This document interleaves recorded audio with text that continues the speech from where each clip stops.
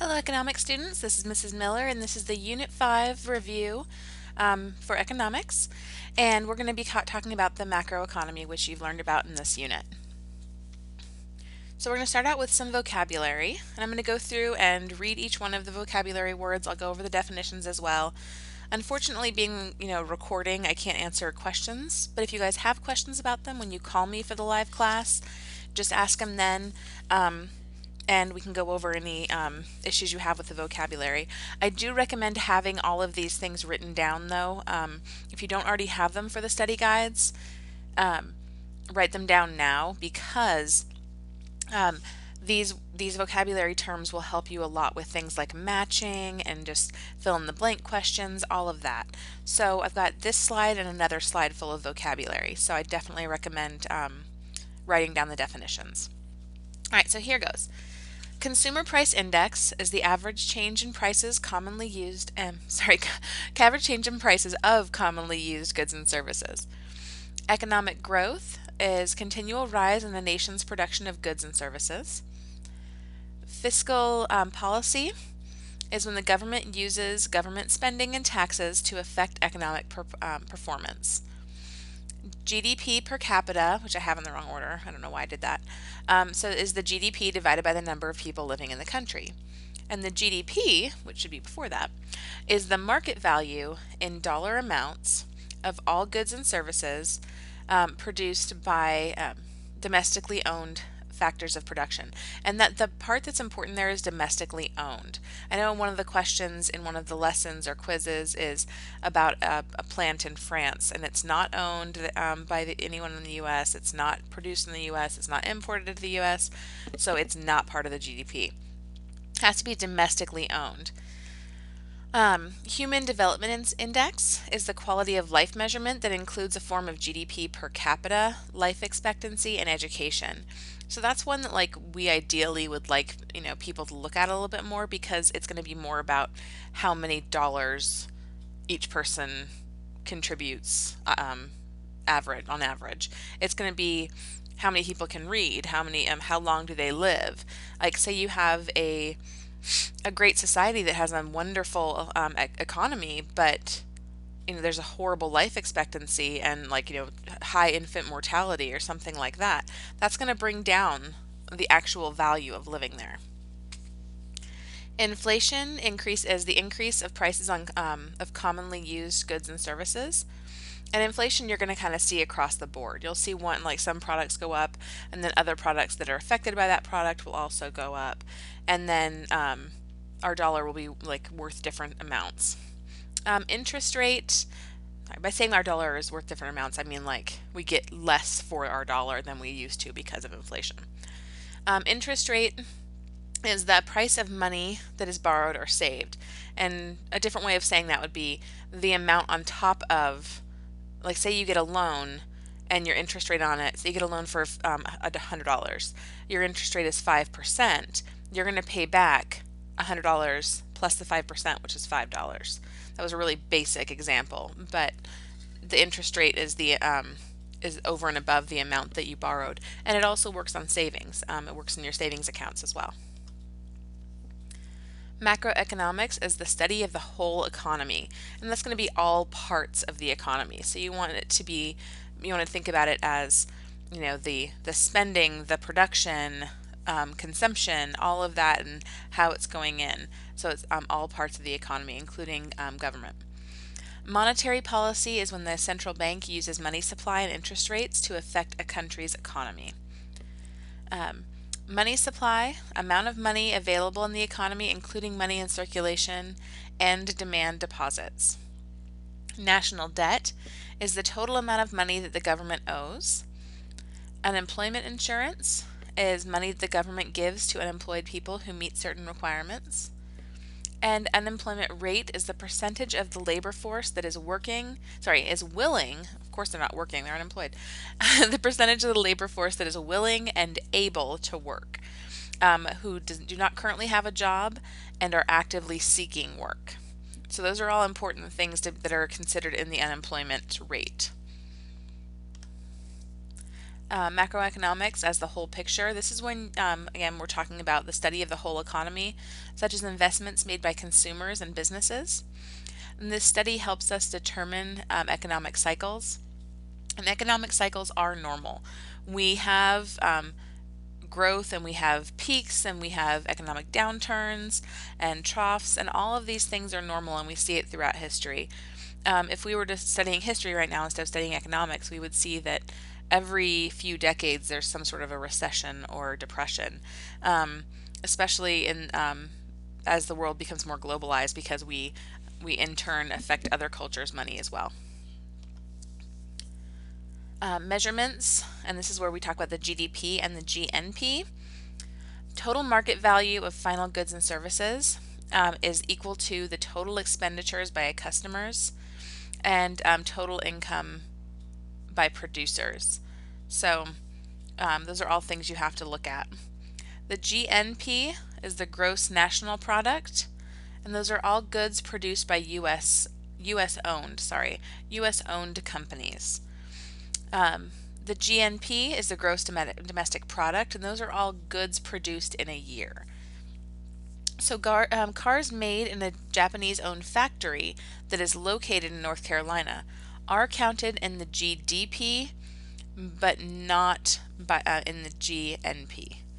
So, oh, that's why that's like that. I was like, why am I getting confused? It's the GDP. I was like, that does not make sense. I'll fix owned while I was in there. So I'm going to go back up to make sure. GDP is gross domestic product, and cars made in Japanese-owned factories, which are located in North Carolina, are counted in GDP because they're produced in a year in this country, but the money from them is not going to a US-owned company, so it's not part of the GNP, or the gross national product. GDP is real GDP is nominal GDP adjusted for price changes.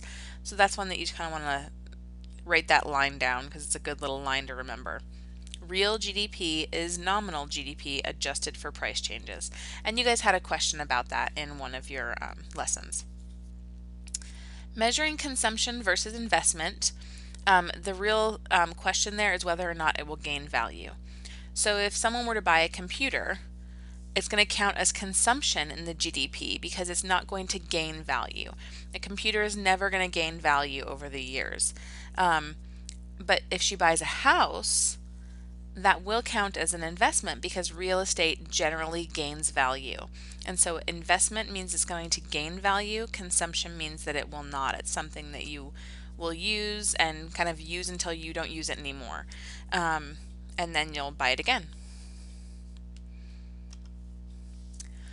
Economic growth and standard of living. When the economy is growing, total output is increasing and total income is increasing. And by that I mean businesses make more products, consumers spend more money, producers earn more revenue. It's part of and this is all part of the economic cycle, and unemployment stays low because the more people are working and buying, then more jobs open up, and so unemployment is low because of that. When consumers purchase more products and services, then the producers make more goods and services available, and therefore making more of those available opens up more jobs. So along the same lines, more business investments mean more jobs created, labor productivity increases, the GDP increases, and the economy grows.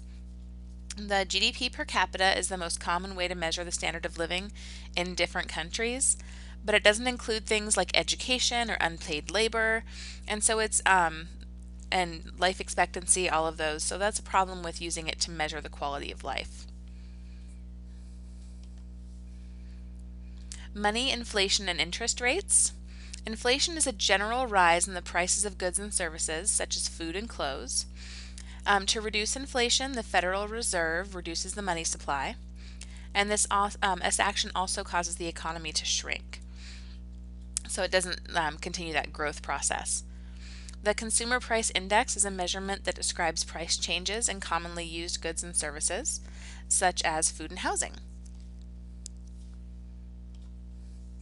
The role of the government. is to, I was about to oversimplify it a lot, so I'm glad I stopped myself. The government takes in money from many areas. Personal income tax is one source of revenue for both state and federal governments, and individuals pay this tax on the money that they earn. The U.S. Government pays for public goods and services such as roads and mail delivery. Fiscal policy measures money that goes into and out of the government, and this is handled by the central bank. Fiscal policy is when the government uses government spending and taxes to affect economic performance. Government uses its power to influence the economy. So it's, by raising the interest rate or lowering the interest rate, putting more money in circulation, reducing the money in circulation. Those are all ways that the government can affect that, as well as spending more government money to increase economic spending. Things like lowering taxes and making people feel better about the money they have, and then they go out and spend more. Suppose the government and the Federal Reserve have conflicting goals. The government might want to encourage economic growth by increasing spending, but the Federal Reserve might want to decrease inflation by decreasing the money supply. So those are a couple ways that they can kind of conflict with each other. Unemployment. The percentage of the labor force that is willing and able to work that does not currently have a job and is actively looking for work is called the unemployment rate. Two that are pretty important are cyclical unemployment, and this is unemployment that happens when the economy is growing slowly or shrinking, like in an economic downturn when there are fewer, smaller stores open, or during the last really big downturn in like the late regular 2000s, not the teens that we're in now. There was the construction just stopped. So a lot of construction people who work in that business were unemployed. So that until people were starting to feel confident in their spending again, then there was the cyclical unemployment in that area. And so the example here is that Maria lost her job because the economy is shrinking. Seasonal unemployment is something that happens because certain periods of time require more workers and other times require fewer workers. So this would be like people who are hired by stores during the holiday season because there are more customers, they need more employees, but then after the holidays are over, the department stores end these jobs. It would also be similar to again working construction, and then in the winter, if there's lots of snow, if it's a hard winter, those construction people will be laid off because they can't work in harsh conditions like that. Harsh winter conditions, at least. They work in harsh summer conditions all the time. One of the questions about unemployment that you've probably run across in your lessons is about this guy, Jared. Jared quit his job at the bank and no longer has a job. Can he or can he not collect unemployment? He cannot, because he chose to quit. If you're laid off or if you're fired because they've done away with your position, then you can get unemployment insurance. If you're fired because you did a horrible job and they've documented it, you can't get unemployment insurance. You still have to have a valid reason for being unemployed, and being a bad worker is not a valid reason. Quitting your job because you're sick of your boss, not a valid reason. You cannot get unemployment insurance. The written questions, so these are the essay questions for your test. You're going to write one disadvantage of using the real GDP per capita as a standard of living measurement, and one factor that is included in an alternative measurement for the quality of life but not found in the GDP per capita. So some disadvantages of the real GDP per capita is it does not affect distribution of wealth. It just shows a total average. It doesn't show how some parts of the country hold the most wealth and other parts are much more average, or certain parts of the country have a lot more poverty. It's just across the board. It does not show unpaid work, so it's not showing volunteer work or housework, or a ton of things get done with volunteer work, and it does not show that. It does not show changes in the quality of life, such as negative externalities that happen. Factors to consider instead would be life expectancy, literacy rates, how many people attend school, how many people finish school, take a value in of household work, effects of pollution, child poverty, healthcare coverage, and some things, some different ways of reviewing the standard of living would be the Human Development Index, Genuine Progress Indicator, and Index of Social Health. Explain how to calculate gross domestic product using the expenditure approach. Add up the amount of money that different parts of the economy spend, individuals, businesses, and government, and that's how you're going to explain that.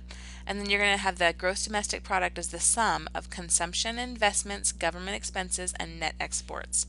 And net exports is minus imports. So that's how you're going to, if you use these formulas, you're going to see how to calculate the GDP. And written question number 3. Suppose the Federal Reserve increases the money supply.